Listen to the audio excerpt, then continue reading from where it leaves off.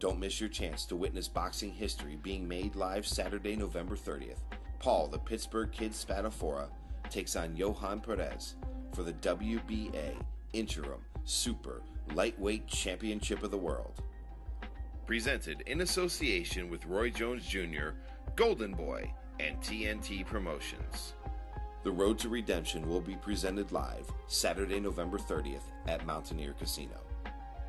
Tickets can be purchased at Mountaineer Casino Players Club, in person, or by calling 1-800-804-0468 extension 8297, or online at moreatmountaineer.com or etix.com. Just outside the bustling city of Pittsburgh sits a small town of Ambridge, Pennsylvania. For years now, what may seem like a small area to be from has produced big results in the world of professional boxing. See Tommy talking to Verquan, and there's Verquan here. One of his other fighters, Monty Mezzaclay. And there's the belt whenever they won the lightweight championship of the world with Paul Spadafora right here.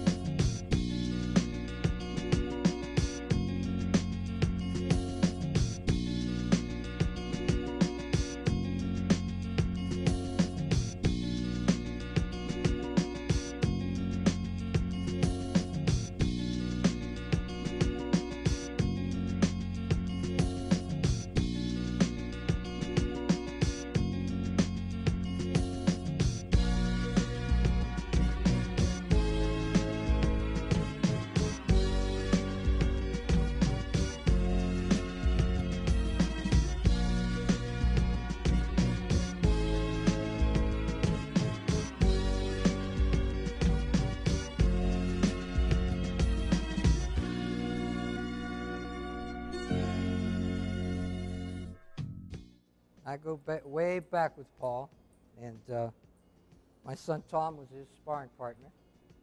And being that he was his sparring partner and they worked so well together, Paul eventually decided that he wanted Tom to be his trainer. Okay? And that's how Tom got involved with Paul. I used to drive Tom to Pittsburgh, 9th Street downtown, and he would spar against Paul, and they became friends. They became like brothers, really. In fact, a lot of people used to think they were brothers because they had similarity looks, you know. Originally I got into boxing through my older brother, but we always had a heavy bag in the house. Like even when I was living with my father, my grandfather. Where I'm from is like you either make it in sports, or you make it in the streets. You know what I'm saying? I love sports, and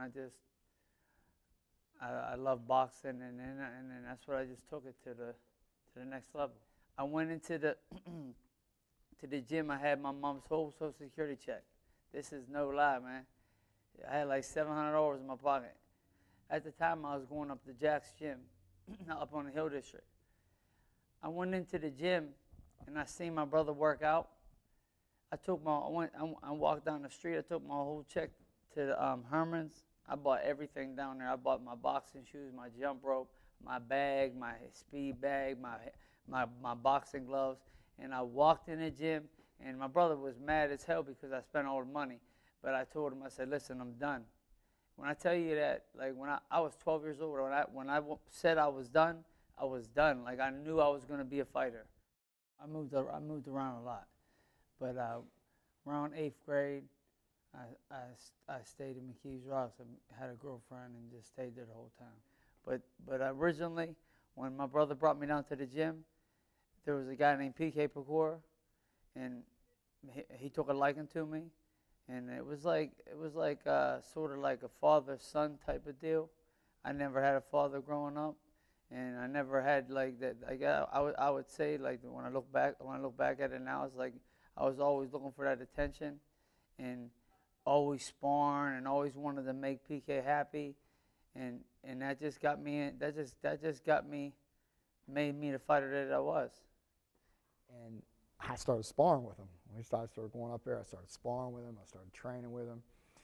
I was in Pittsburgh. That was like 96, going on 97. So I started training with him. I was going to try to fight again. And I did. I come back. I fought. I had 3 amateur fights. I won them all 3 of them again. I won all 3 amateur fights. I was getting ready to turn pro. PK was getting older. PK was getting a little bit sick. You know what I mean? And I used to ask PK, "Do you care if I go with Tommy?" Like, because you don't do that as a fighter. You don't just do that to trainers, and you know what I mean. That was like my, you know what I'm saying? It's like my dad. You know what I mean? I just ain't gonna go ahead with. But Tommy was in the gym, and PK never had no problem with Tommy. So I used to ask PK, "Can I go down to his gym and spar with Scotty McCracken and Johnny Bailey and this and that? Do you care? He's gonna drive me down there. Do you care?" And PK never had no problem with that. And he had a stroke. And that was early 97. I think it was like January or maybe even late 96. It was right around the holiday, I think, he had a stroke. And he was basically laid up for about 3 or 4 months. And Paul was a professional then. Paul had already turned professional then. He was probably 7-0, maybe 8-0. "You did a great job, all these other guys. Why don't you train me?" And so I said, "Okay, well, we'll try to." At that time in my head, I was going to just do it for the time being because PK was sick. So I just had like a 3-month period where I was basically focusing on training him. I was working some odd jobs again, like I said, but I would find time that I would train him. And he actually, for the time that had happened, he had come and he had stayed at my house. My mom and dad let him, so we took him in. And he stayed there for about 2 or 3 months. And PK was fine with it too, because he had told Paul, he said, "Yeah, that's where you need to be. You need to go with Tommy because I know he can do a good job with you." So. And then right when PK passed away, I just was like, I got a good relationship with Tommy. I like the way Tommy trains, and we just picked up from there, and we just went on and won a world title together, And me and Paul was like very, very competitive. That's pretty darn. You'd have to ask him, but it was competitive, Of course, when I started training him, that was it. There was no sparring him again. Once I actually started becoming his trainer.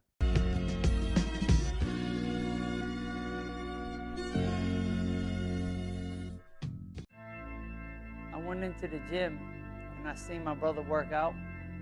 I walked down the street. I took my whole check to the Herman's. I bought everything down there. I bought my boxing shoes, my jump rope, my bag, my speed bag, my boxing gloves, and I walked in the gym. And my brother was mad as hell because I spent all the money. But I told him, I said, "Listen, I'm done." I was done. Like, I knew I was going to be a fighter.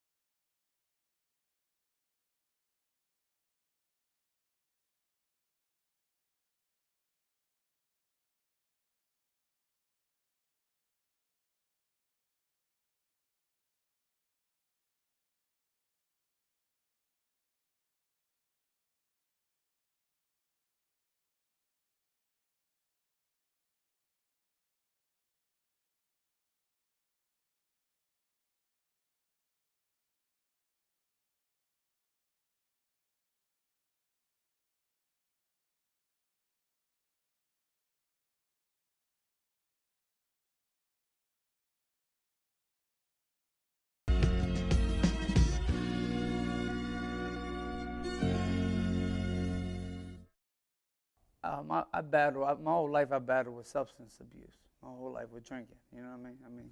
That's just keeping it real. Like I battled with that my whole life.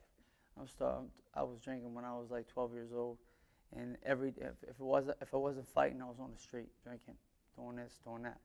I wasn't like the, you know what I mean, the great, you know what I'm saying.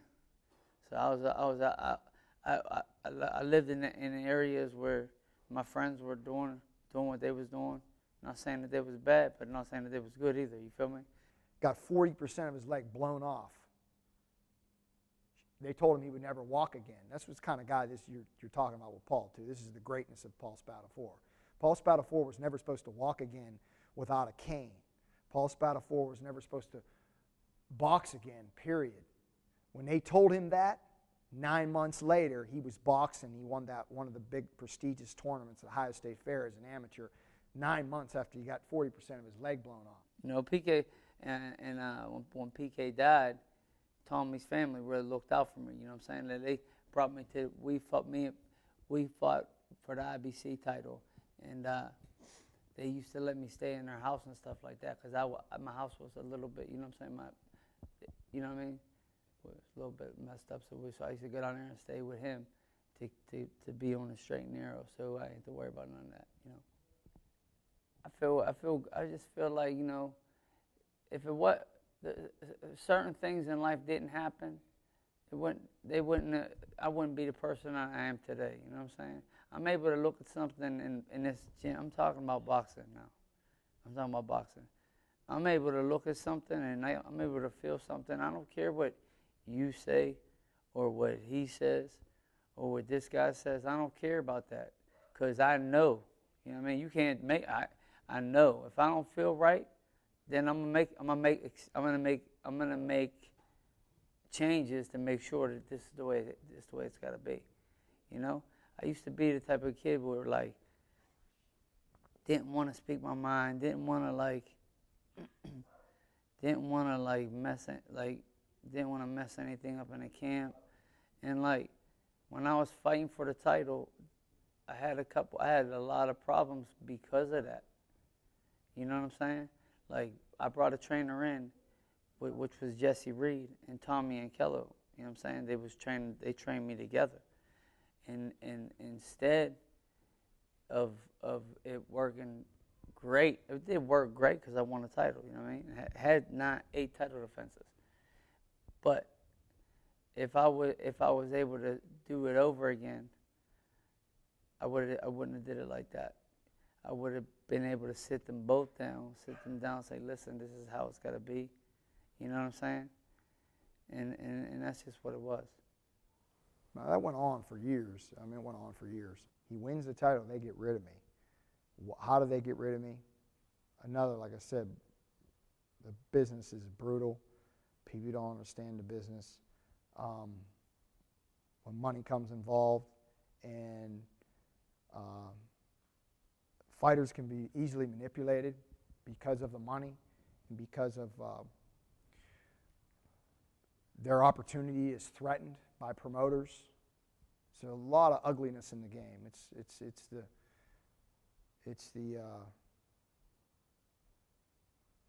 the truth. I mean, it's just there's so much ugly in the game. You know, it's just unbelievable.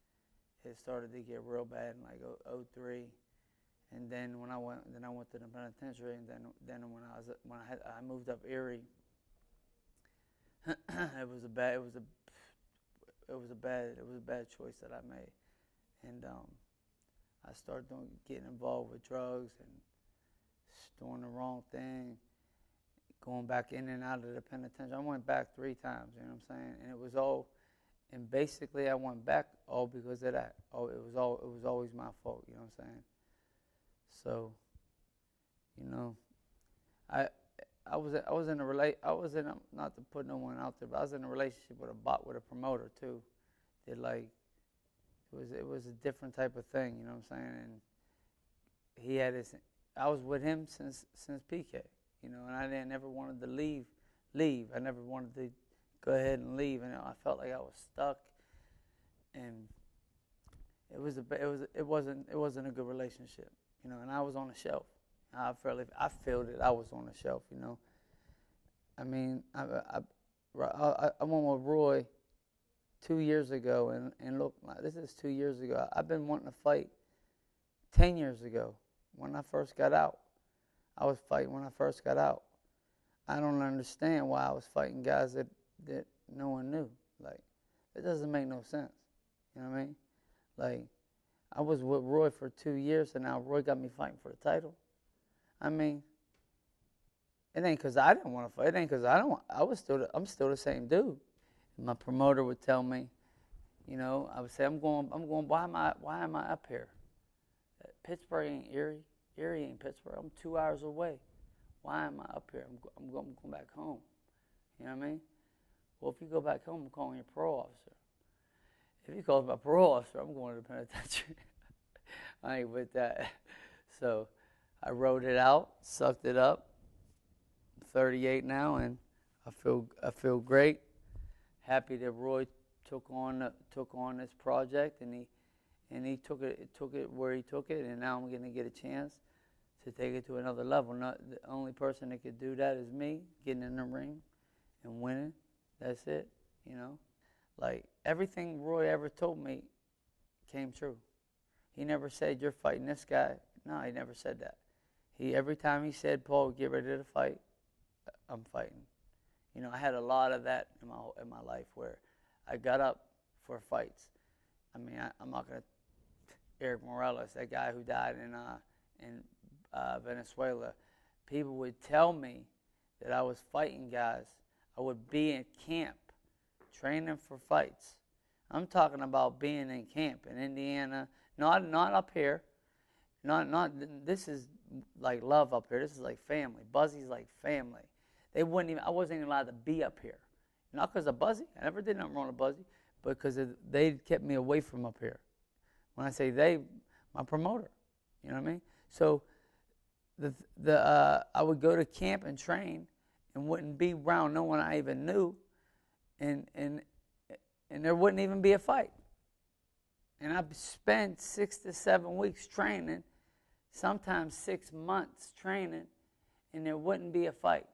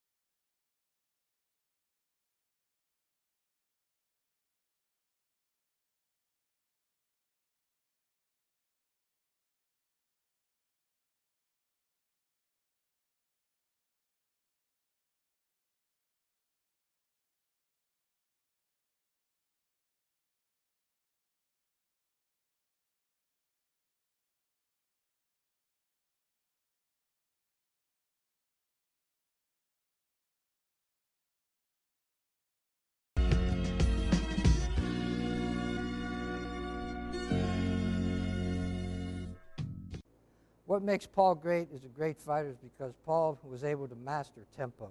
He was able to stand right in front of you, not running, never rushing, and you couldn't hit him. And watched the film with Mayweather when he sparred Mayweather the first time or the last time he sparred Mayweather. That was the frustrating part on Mayweather, too, because Mayweather couldn't hit Paul. Back then, it was this big gym in Vegas. It was Nevada Partners, and that's where most of the big stars in Vegas trained. You know, big stars in boxing, they trained in Vegas, period, let alone in Vegas. Those were the guys that were the elite fighters. They trained in this gym. So they're getting this buzz in this gym, man, this white boy is doing this and this white boy is doing that. This guy can fight, you know. That's what was said, you know. Floyd comes back in the gym, and that's where he trained at that time. He didn't have his own gym. I mean, he starts training that gym. He's getting ready for his fight now. Paul's probably 2 weeks away from his fight, maybe 3 weeks away from his fight. It's like the middle of December now, maybe 2 weeks away from Paul's fight, early December. And we're training, and we had just got done training, and he come in. We were on the tail end of our training. Paul was still doing some sit-ups. He's doing some stuff. And he's in the gym. This had gone on for about 3 or 4 weeks. Kept on seeing Paul. And he started hearing people say, that kid can fight, man. They were saying to him. So I'm walking over, and he's in the, and I'm going to check him out, you know. They had like 3 rings in that gym. Gym was awesome. So he's over at the one end of the gym. We're on the other end. So I walk over, and I'm just watching him. He's working with his dad at the time. Working the pads, working with his dad, and so I'm watching this and that. And he just looks, and he's like, I'm the best fighter pound for pound in the world. He's like, your boy want some of this? Your boy don't want none of this. He said, your boy want some of this? Your boy don't want none of this. All this stuff, and he's just hitting the pads, you know. I was like, oh, okay, here we go. You know, I'm a young kid. I'm just like, wow, here we go. This is going to be something, you know. And I'm thinking to myself, let's see if Paul wants to do this. You know what I mean? So I go over to Paul. I said, hey, Paul. I said, Floyd's asking, saying that we don't want none of this. I said, he's saying we want to spar, basically, you know. Anyways, this Jerome Coffey, he's in the gym the next day, and he hears that they're going to spar. And he's telling me, he's like, man, I'm telling everybody. He's like, the best 2 fighters in the world are going to spar tomorrow. He's going crazy. He's loving this, you know, because he's been watching every day. He's the guy, one of those guys who was old school boxing. He loved boxing. He'd come to the gym every day, watch Paul spar, watch Floyd work out. He was like a connoisseur. He just loved it, you know. He's like, I'm telling everybody in the whole city, man, this is the best 2 boxers in the world are boxing tomorrow. So we come in there Friday. That place was packed. You know what I mean? The gym was a big gym. It was way bigger than this. It's probably like, the gym is probably like at least double, maybe triple the size of this gym. You know what I mean? It was probably like bigger than even Fight Club was. You know, the Fight Club's big. You know what I mean? Yeah, it was. It was bigger than that. It had 3 big rings. It was definitely. It was probably bigger. Yeah, it was bigger than that. It was probably one of the bigger gyms I've been in. The place was packed, man. It's probably like 300 people in there watching him spar. You know what I'm saying? And so, of course, they spar. We all know about that session. You know what I mean? I thought Paul got the better of him, Floyd. And here's the thing, okay? They talk about Paul was getting ready for a fight. Don't get me wrong. Floyd's a great fighter. He's proven that. We don't even got to talk about that. But my point about the whole situation is that they always talk about Paul was just getting ready for a fight. Floyd had just started training, okay? Yeah, definitely. But we know one thing about Floyd Mayweather, he's always in shape. So he wasn't out of shape that day. Maybe a little. He wasn't in the shape Paul was in probably. He wasn't in fight shape. But he wasn't out of shape. That's number one. Number 2, you asked for the sparring session. So you're going to ask for it. You can't make excuses after it don't work out the way you thought it was supposed to work out or the way you expected it to work out because you're the one to ask for the thing. So now you're going to make excuses?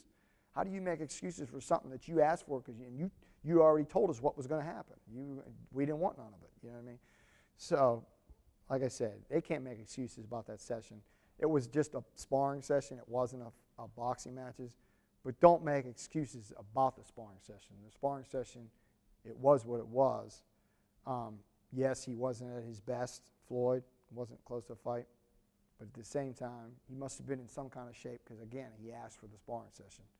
Okay, so it is what it is. I was supposed to fight Floyd, 10 years ago? We never fought. And now look, I mean, you can't even, I don't even like talking about Floyd because it's just all bull. You can't talk about him. It's not, you shouldn't even talk about him. Me.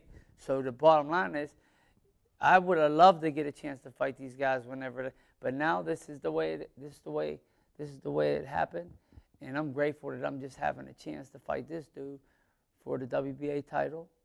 Win this fight, I'll be with Golden Boy, and Golden Boy got all these guys, and I'm sure Roy and them are going to put me in there, and sometime in the near future, I'll get a chance to fight the best in the world. Paul has the ability to use his tempo. That's just unbelievable. He stands right in front of you, and you just can't hit him. And he does something that most people can't do. He neutralizes speed. I've been in the gym with him where guys were a lot faster than him, and they thought they could hit him because they had the speed, but they couldn't, and they became frustrated. I'm not going to sit here. I'm keeping it real. I'm not going to sit here and say, oh, I'm some Floyd Mayweather or Roy Jones. No, you can't say that. You can't even talk like that unless you did it.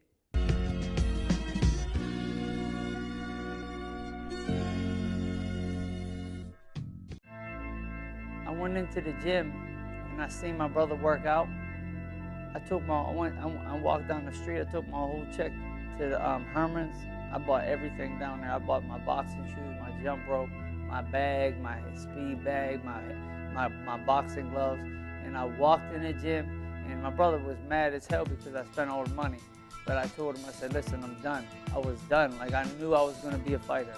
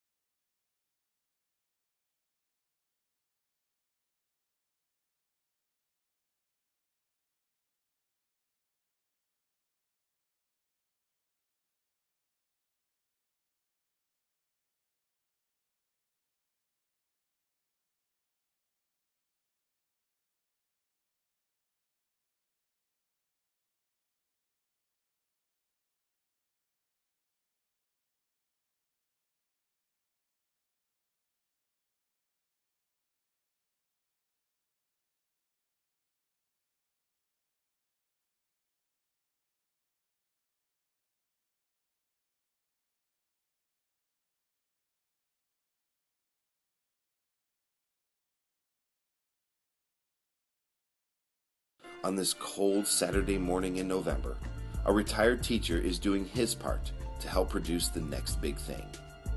And if there's one important thing Tom Yankello Sr. remembers, is that you always have to start small.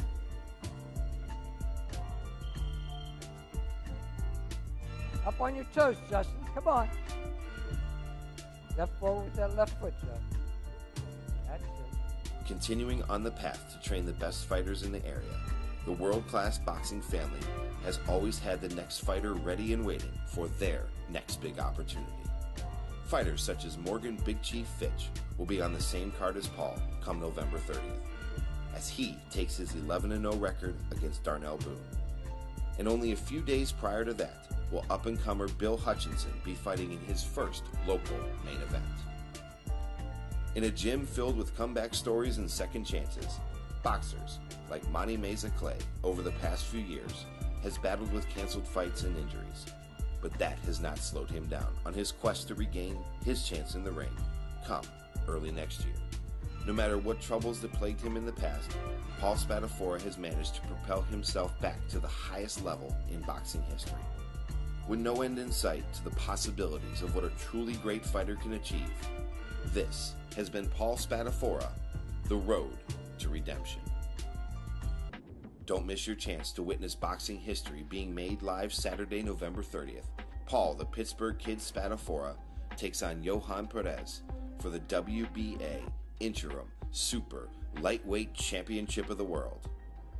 Presented in association with Roy Jones Jr., Golden Boy, and TNT Promotions. The Road to Redemption will be presented live Saturday, November 30th at Mountaineer Casino.